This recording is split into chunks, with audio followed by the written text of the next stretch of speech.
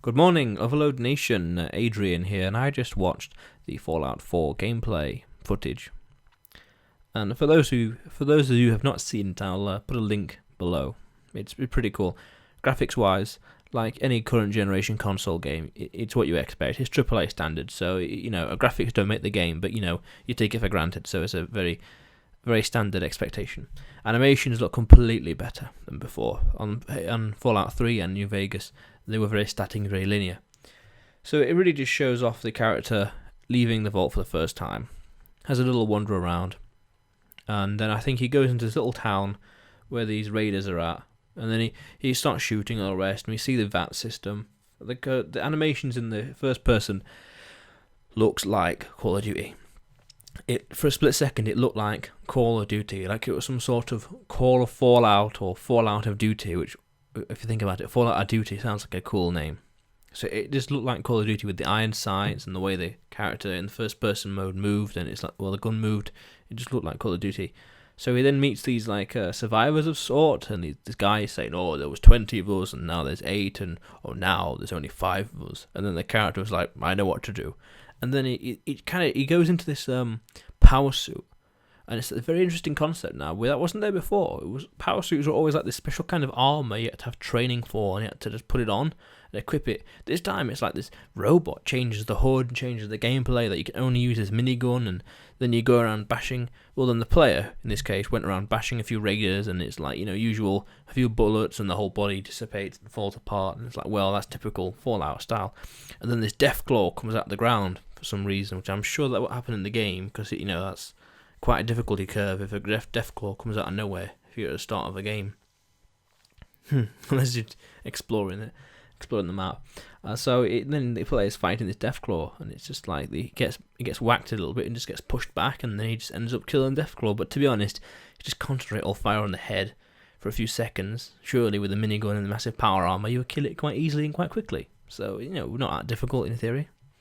Just a bit tedious, just a little tedious because he'll knock you back a little bit, which is annoying.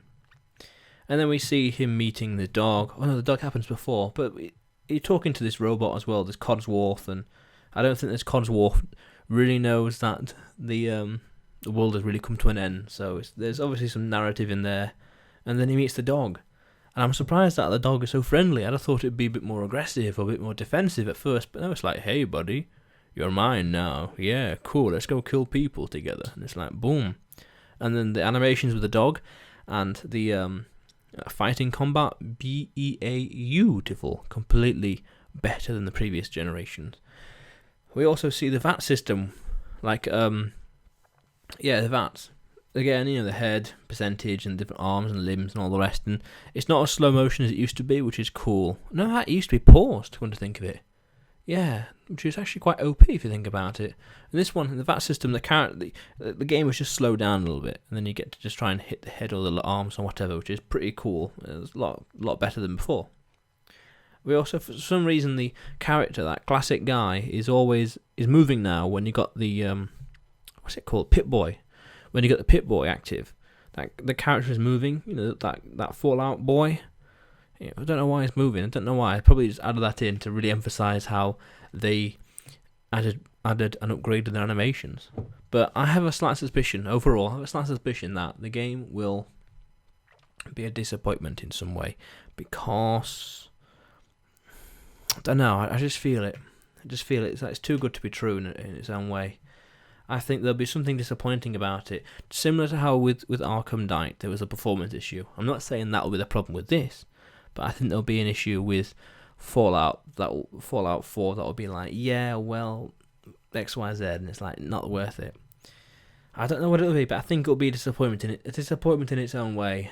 It'll still be a beautiful game, or still have a narrative, but there was something about it that I don't think will be too good, or not as good as it seemed, or we didn't expect this, or I think there was something wrong with it. But overall, though, on first glance, it looks like a really cool, amazing game, and it's like, wow. I'm not sure when it comes out, but it looks great to get.